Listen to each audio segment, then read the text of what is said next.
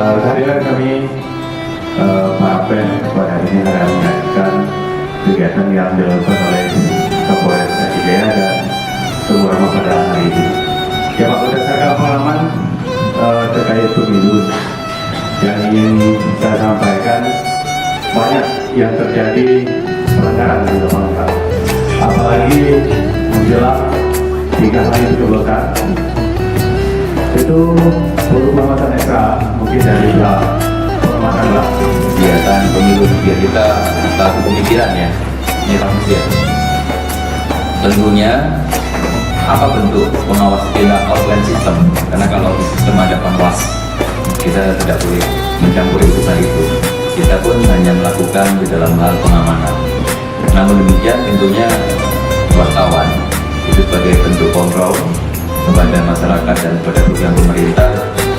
Kita kepingin tahu kira-kira apa yang bisa kita sinkronkan dengan kegiatan Polres, sehingga Polres nantinya bisa juga melaksanakan pengamanan pemilu, juga membantu mitra media meliput sehingga itu lebih objektif di lapangan.